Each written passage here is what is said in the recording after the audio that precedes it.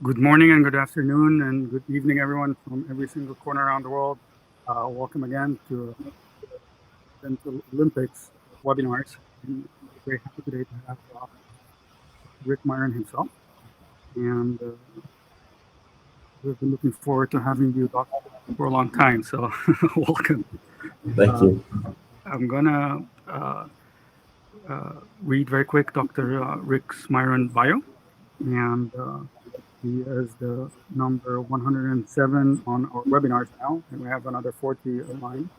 And we're very happy and we're very excited. We're trying to get you speakers from every single corner of the world, all the diverse information, for you at the convenience.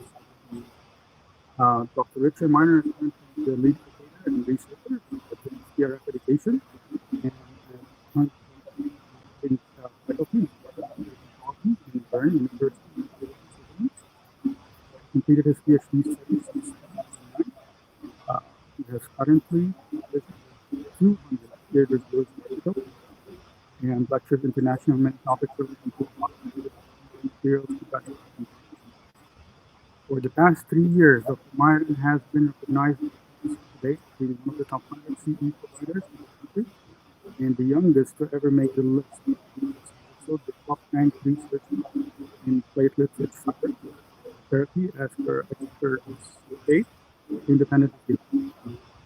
He has recently been awarded many recent international prizes in dentistry and is widely considered as one of the top contributors to dentistry, having won the ITI MBA Roder Prize and the IADR Young Investigator of the Year in the field of implant dentistry, as well as the IADR Sopransky Research Award in the field of radiology 2020. He has written 5 textbooks, widely distributed in dentistry, including his bestseller in 2019 titled Next Generation Materials for Bone Individual. Wow, Dr. Rick, welcome. We're very excited to have you. Thank you. Yeah, thanks for the kind introductions. It's very impressive. We know you're originally from Canada.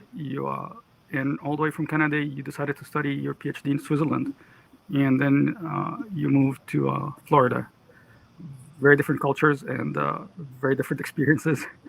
What made you move from Canada to Switzerland? What got you interested in going your PhD there? Yeah, it's actually a interesting story, of course, and it's long ago that this all happened. But essentially, when I was studying dentistry and doing research in dentistry, I was linked with my supervisor at the time, who was Doug Hamilton, and he had received a big grant from Strowman to look at surface topography of implants and coating them with different bioactive biomaterials, so growth factors and other things like BMPs. And the study was funded by ITI, which is the research group by Strowman. And I was getting to know these guys very well, always with the research reports back and forth for a 2-3 year period. And when I had graduated, I applied for a big research award in Canada, which would be a fully funded PhD.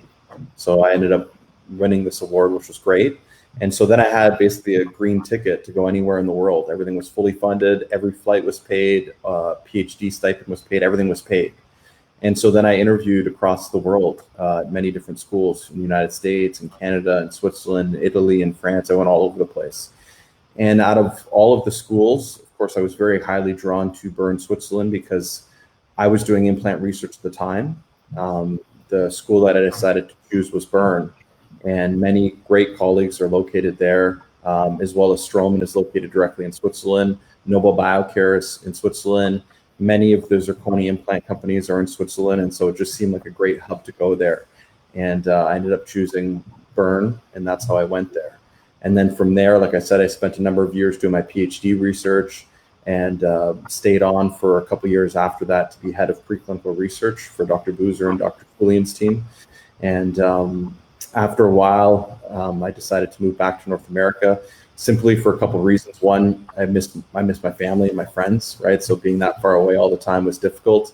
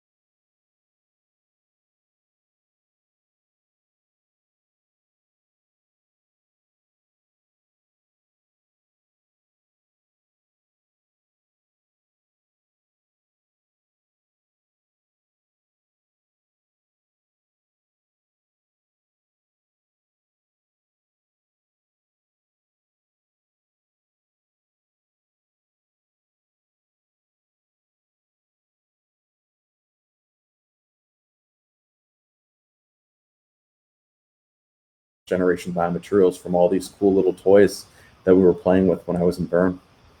Perfect. Give me a second. Some people are mentioning that there's no sound here, so I just want to make sure that it's being heard. Yep.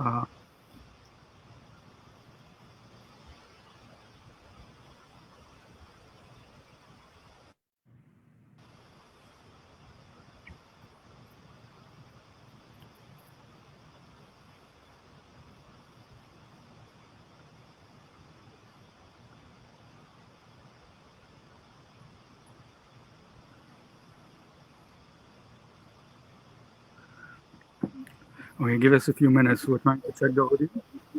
Yep. No problem. Is the audio working now? I don't think so. No?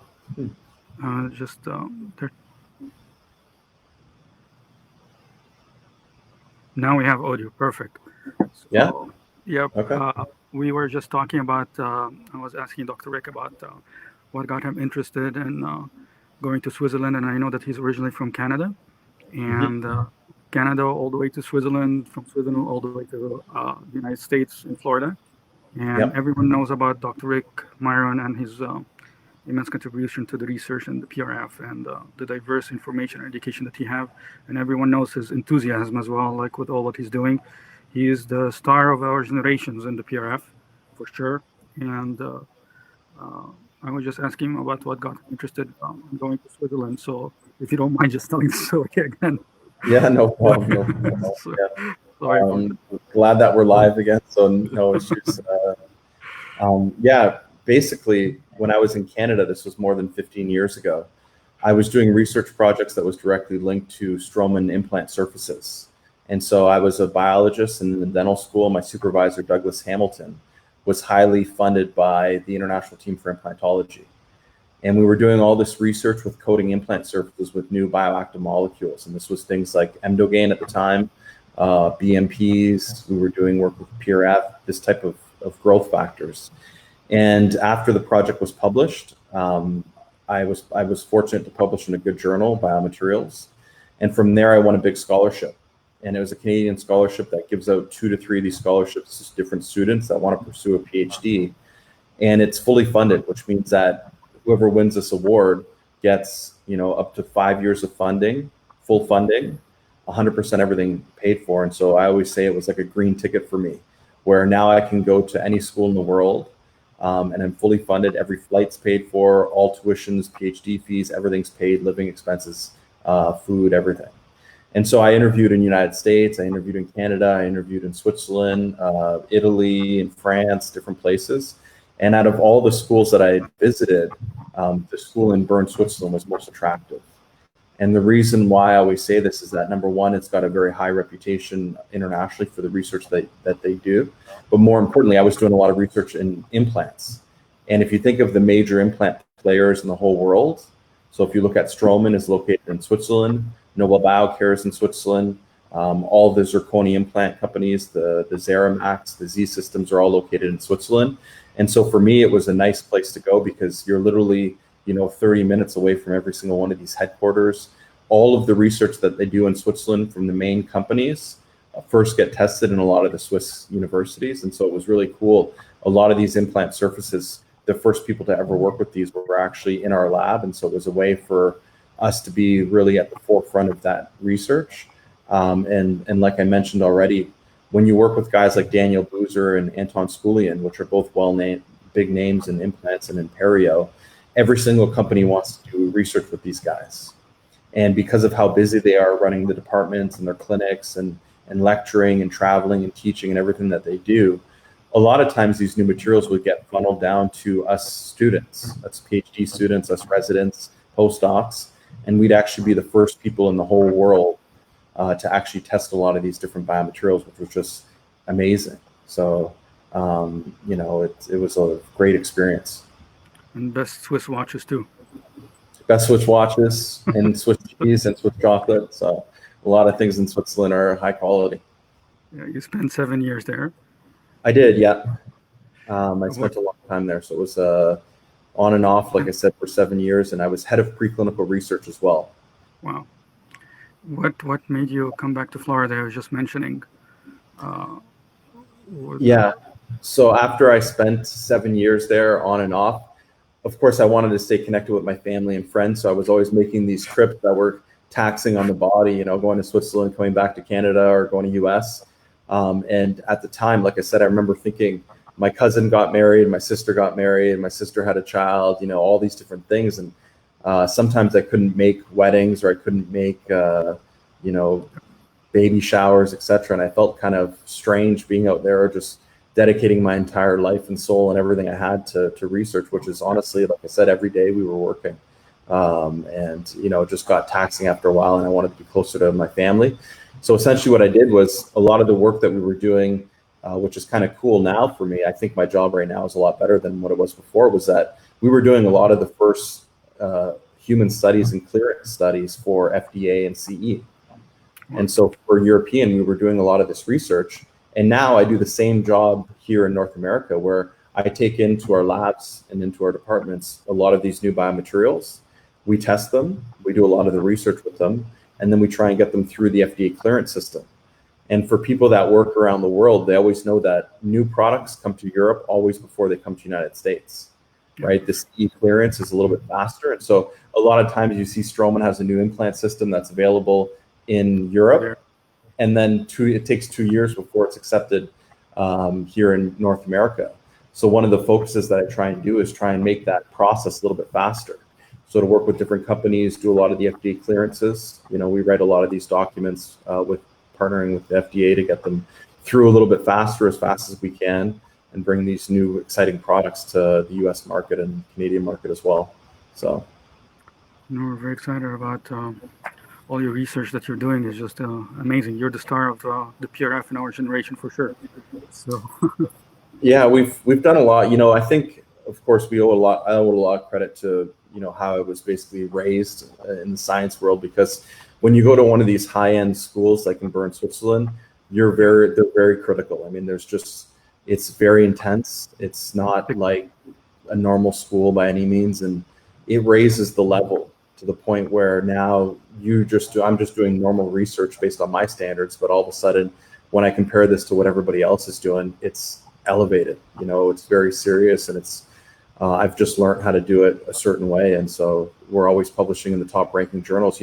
I kid you not, when I was in Dr. Sculian's department and also with Dr. Boozer, a lot of times we were just not allowed to publish in journals that were not in the top ranking, 10% of journals. They would just say, if it's not going to be in the top, then just throw it away. We don't want this stuff, and so you get used to that type of seriousness and almost competitiveness, and all those guys are very competitive. So, you just adapt that philosophy and just keep going. So I've been doing the same basically in Florida, and that's how we keep publishing and keep the level.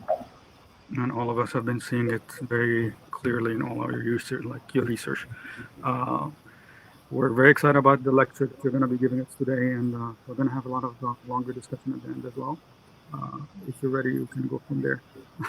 Sure, yeah, I'd be more than happy to. Here, let me just make sure that, can you see the screen right now? Yes, perfect. Perfect. So, since the lecture is relatively a short period of time, there was a couple things that I wanted to kind of get across, kind of the newest technology that we have in platelet-rich fibrin, and just understanding where the advancements have been made. As you mentioned, our group in Bern is ranked #1 in the world. So it's not just me, it's many people, Yufeng Zhang, Tony Sculian, Misako Kobayashi. A lot of us have really done a lot of research in this space. So it's without question, teamwork. And I wanted to just kind of give, the gist of kind of the advancements made in PRF therapy.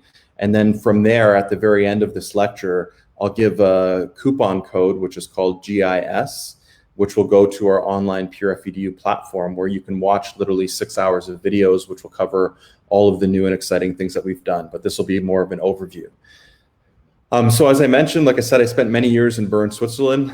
For those that have never been to the school or know anything about the school, it is the highest, most citations per paper are to this university. So every year, like I said, when it comes to citations per paper, so you publish research articles, they get a ranking based on the different universities.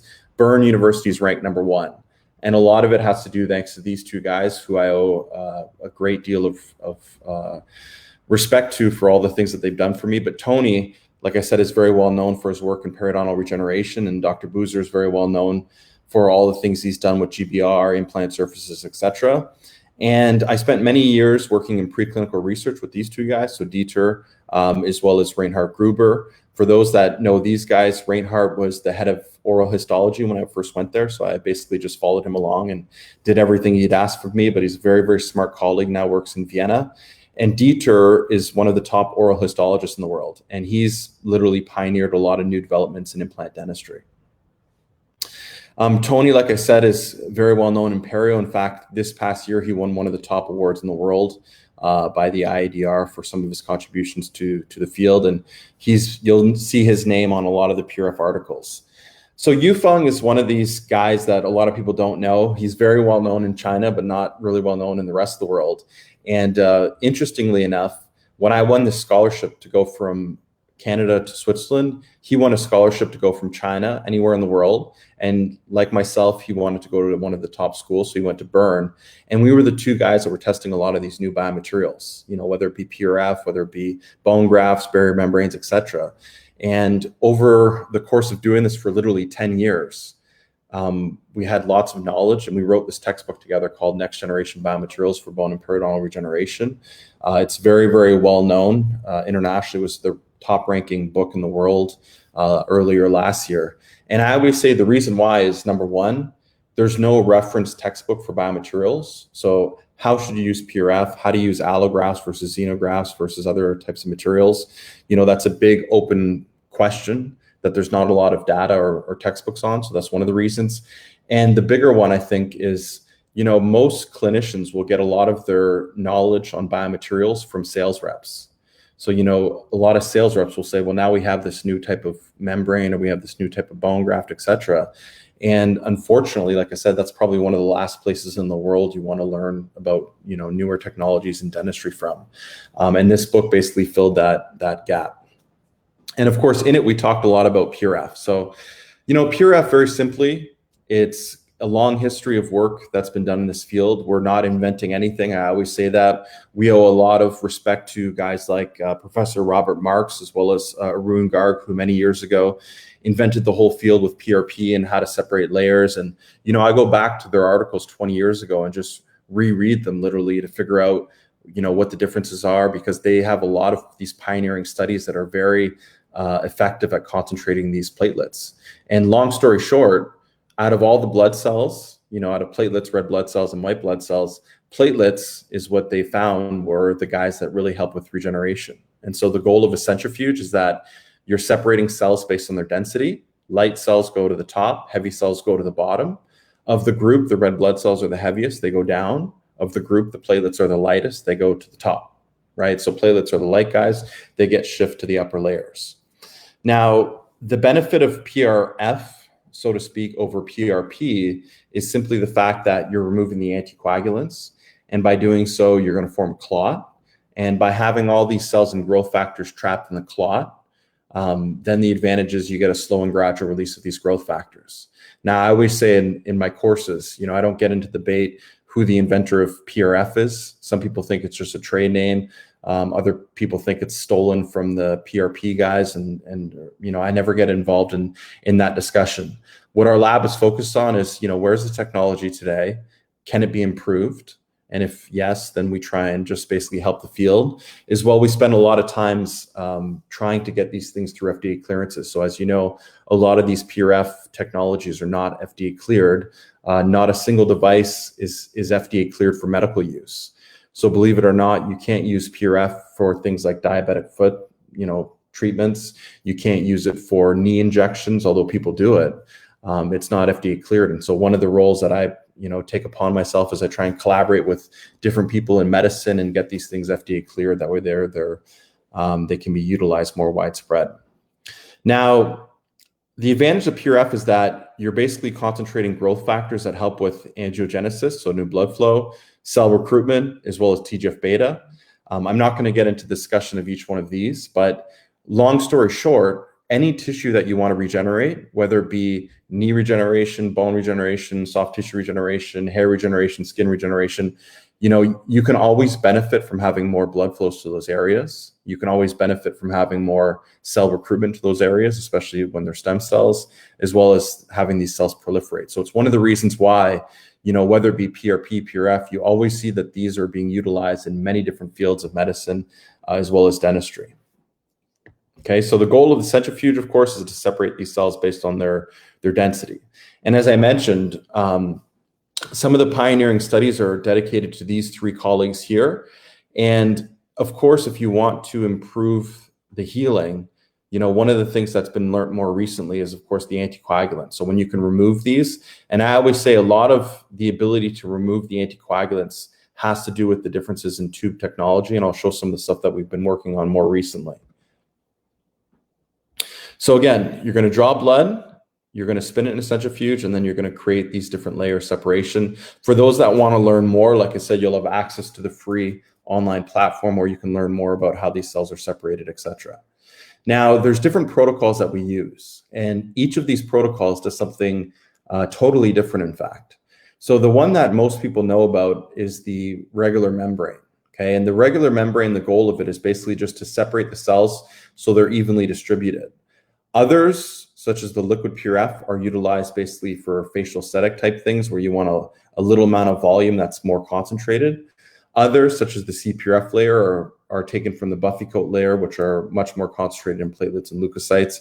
And again, if you don't know the differences, let's say you're a clinician, you just say, well, I follow this protocol because so-and-so told me to, but you don't understand why you're actually separating using different protocols.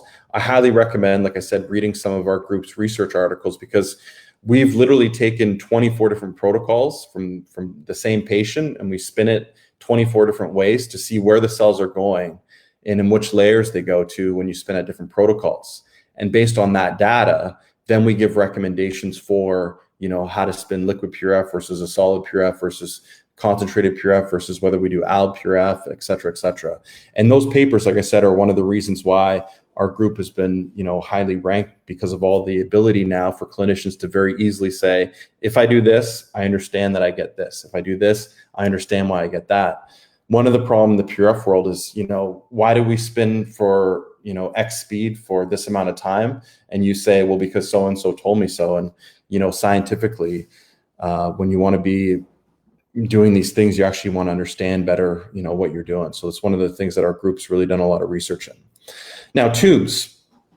I always say this, tubes are more important than the centrifugation device that you're going to utilize, okay? A lot of commercial debate, should I use this system? Should I use that system? On and on and on. The reality is that, number one, the tubes are critical for the production of platelet-rich fibrin. Okay, they're more important than the centrifuges. Centrifuges, there's two classifications. So there's the fixed angle centrifuges, and then there's the horizontal or the swing out bucket. And I'll show what they are and why the horizontal ones are better. But when it comes to tubes, a lot of people think because it's a red cap tube, it's the same as another red cap, et cetera. But reality is that there's a lot of different variability in simply the actual tubes, okay? Now, how do tubes work? Well, very simply, it's very similar to implant surfaces.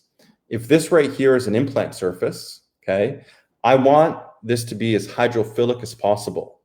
And the reason why is that if I make a hydrophilic implant surface, then platelets are drawn to this hydrophilic, which means water-loving surface. The platelet will then bind to it a little bit faster. The platelet then degranulates and releases its growth factors a little bit faster and gets activated. And then I get faster osseointegration.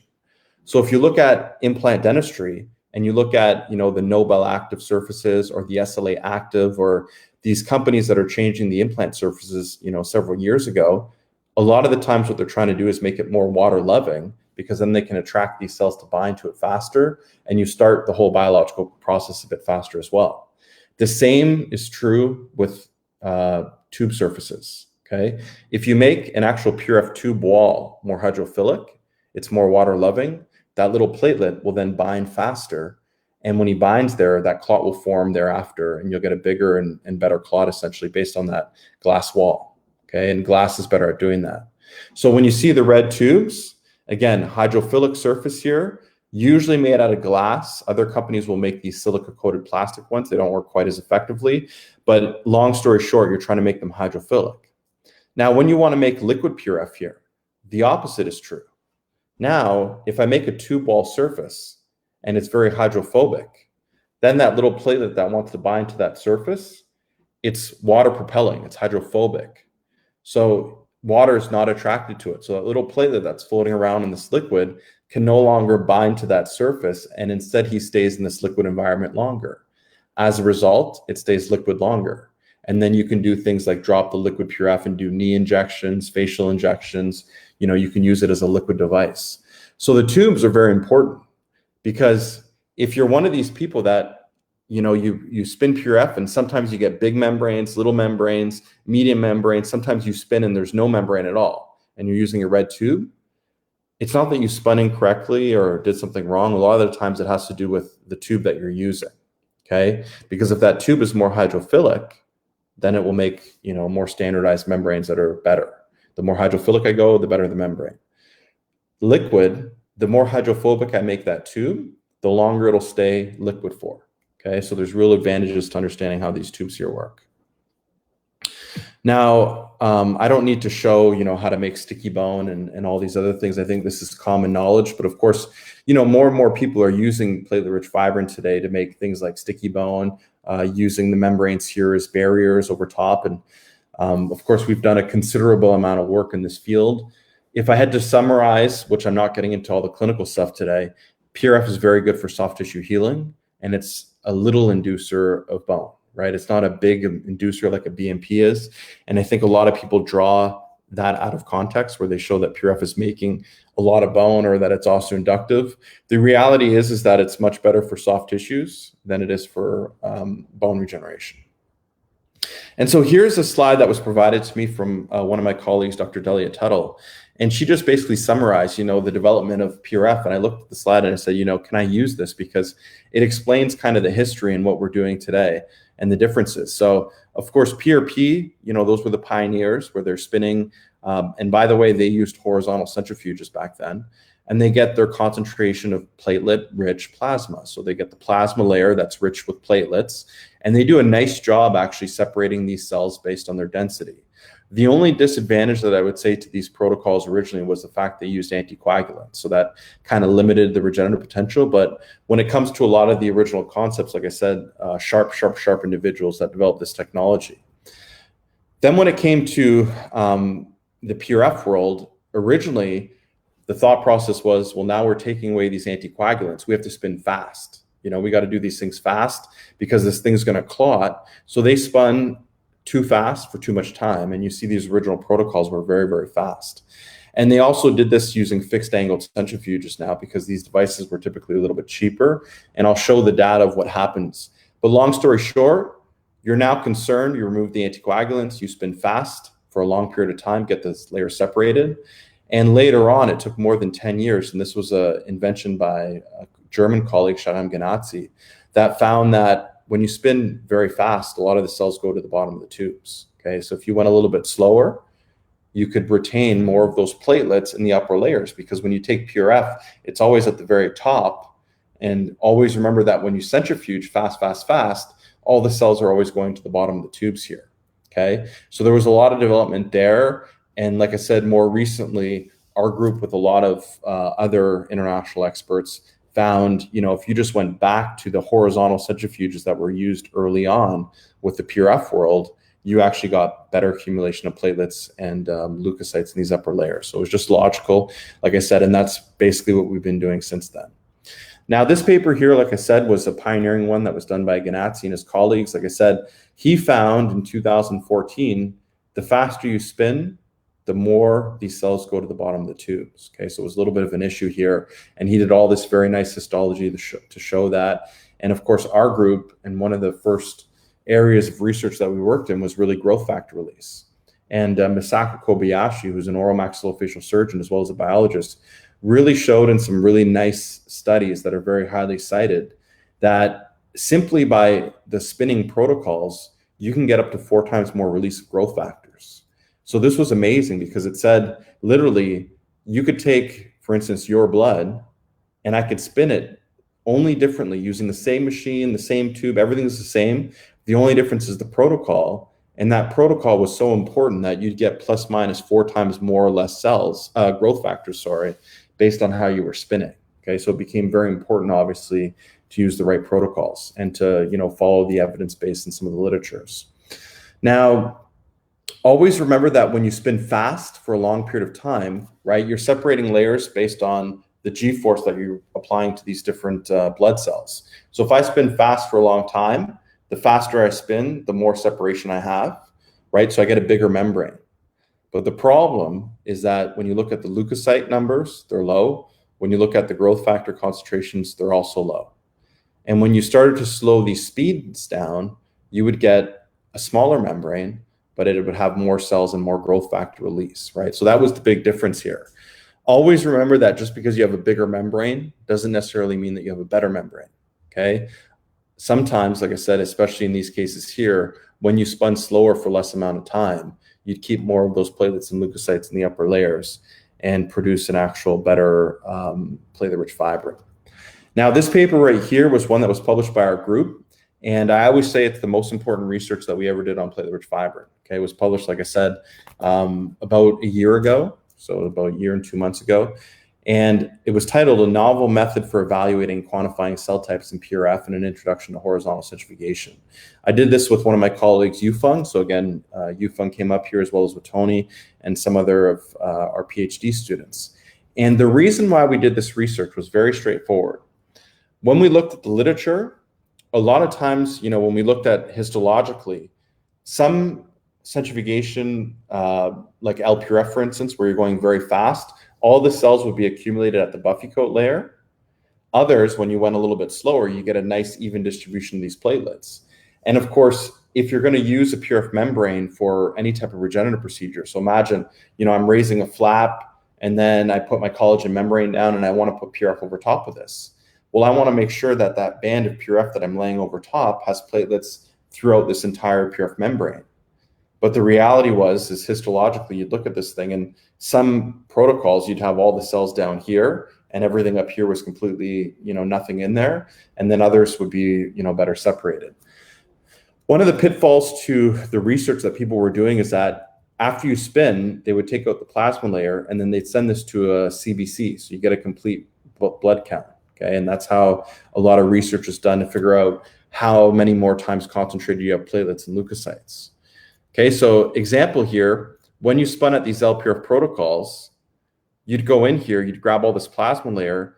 Well, it was very obvious by histology that all the cells were at the Buffy coat here. You pull this out, you get so many leukocytes and platelets here. So there'd be a more even distribution because in this liquid, it would just even out, even though when you look histologically here, all the cells were all at the bottom. Whereas other protocols that distributed these cells more evenly, you'd pull this out, and of course, you'd get very similar results between these two groups. So the problem here was if you use these types of methods, there was not a good way to actually quantify how many times better, let's say, this protocol was over this one right here. And so we completely changed up the way that these testing were done. Instead of spinning and taking out this plasma layer, okay, and saying, okay, now we're how many more times platelets, etc., we actually said, take the tube and divide it into 10 equal parts. Okay, and so we literally said, layer 1, how many platelets, how many leukocytes? Layer 2, how many platelets, how many leukocytes? All the way down to the bottom. Okay, so systematically, one by one, in a centrifugation tube, we'd be able to figure out exactly what was in layer 1, 2, 3, 4, all the way down to 10. And the reason why we did this was because if you spun out a protocol where all the cells were in layer 5, okay, you'd look at that first layer and it would say 0, 0, 0, all the way down to wherever these cells were. So it was a more accurate way to actually be able to figure out where the cells are going. So the way we do this, of course, is use a pipette, and layer by layer, like I said, 1, 2, 3, 4. Always remember that this 5th layer here is the Buffy coat zone. So there's some plasma and there's some red blood cells. So this is the Buffy coat zone is what it's called. 6, 7, 8, 9, 10, all the way down. And so if we do these with the actual devices, so here's an intraspin device. And when we actually do the study on an intraspin, have a look at the results that are produced here. So here we go, 1, 2, 3, 4. And then here's layer 5. So that's the layer that has some plasma and some of the red cell layer. And like I said, I always show this image just to show people that this is so accurate, this technique with these pipettes, that when you pipette up these layers, you can still see clearly one layer, the plasma, and the red blood cell layer. So you can very accurately go into every single layer all the way down to layer 10, put them in their little tubes. So here's layer 1, 2, 3, 4, 5. That's a little bit of the plasma and the red blood cells, 6, 7, 8, 9, 10, all the way down. So here's the results. So when we look at these graphs here, this is the number of leukocytes, number of platelets, number of lymphocytes, red blood cells, neutrophils, and monocytes. Okay, so very easily, if I look at the number of red blood cells, this is the control. So that's the average in that patient. This is layer 1 at the very top, 2, 3, 4, 5, 6, 7, 8, 9, 10. So if you look at the red blood cells, they're all in layer 5 at the Buffy coat layer where it turns red, all the way down 6, 7, 8, 9, 10. So that makes perfect sense. Look at the number of platelets. Okay. Nothing, nothing, nothing, nothing. All at layer 5 only, and then some in layer 6 and all the way down. So what it means is that if you take that purif membrane using this protocol, the LPurif protocol, there's literally out of a membrane, nothing up here, nothing, nothing, nothing, everything bunched right here. Okay. And when you looked at the number of leukocytes, it was even worse. You'd have nothing in the top layers, some at that Buffy coat layer 5, but you'd have more cells in the bottom here in the red zone. So this is, leukocyte and platelet-rich fibrin, but the problem is you've spun so fast that the majority of these leukocytes are actually in the red cell layer. They're not actually in the upper purif layer here. And that's where, all the research that's been done with the APURIF protocols, and a lot of this was done with Joseph Chakroun. We did some work on this as well as Ganazzi, found that if you slow down the speeds, you'd get a more even distribution of these platelets in these upper layers here. Now, the problem with these protocols was that when you looked at the leukocytes, there were still a lot of these white blood cells. They didn't actually make it to these upper layers. And the reason why this occurred, and we've learned since then, is because you're using a fixed angled centrifuge. Okay, and I'll talk about that in a few slides. But overall, like I said, if you have one of these fixed angled centrifuges, which means that you're going in up and down on a 45-degree angle, whatever angle it is, you put the tube in and it stays at 45 degrees, the better way to do this is by using these slower protocols. Okay, I don't recommend using those original LPRF protocols at all. Okay, and the reason why is, like I said, when you look at the data, there's very big differences here in the concentration of these different cells. Okay, and this was a little summary here to explain basically how these cells are separating. Now, I want everybody to think about this logically now. Okay, this is an actual SEM of cells that are found in blood. There's a red blood cell here. There's a little platelet that's found right here, and then there's a white blood cell. So the first thing you notice when you look at this, of course, is the platelets are the light guys, right? They're the small guys, they're the light guys. It's easier to accumulate platelets in the upper layers because they are a lot different in size. Look at the white blood cell and look at the red blood cell. White blood cells are a little bit lighter, but you'll notice they're very similar in weight, and they're also very similar in size. And to get these white blood cells in these upper layers is much more difficult and much harder to do when compared to platelets. And so the difference between a red blood cell and a white blood cell is so minimal that you need to have your centrifuge and the protocols very well optimized in order to get those white blood cells to the upper layers because of the differences, their similarities, I should say, in their weight and sizes. Now, the problem is most people are using these, I call them cheaper fixed angled centrifuges. And whenever you have, and I'll talk more about horizontal, but the problem with this guy here is that when you calculate G-forces and the ability for these light cells to go to the top, it's always the difference between the RCF min and the RCF max. Okay, so what I mean by this is that, of course, as this thing's spinning around in a circle, the further away I go from that, rotor, the more G-force there is, okay?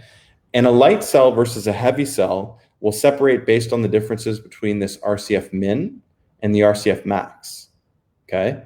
So logically, if you put this tube completely horizontally and this thing actually is swinging out, the difference down between that RCF min and the RCF max is much greater, which means that it's better for separating based on their density. Lighter cells can go to the top better, heavier cells go down to the bottom better.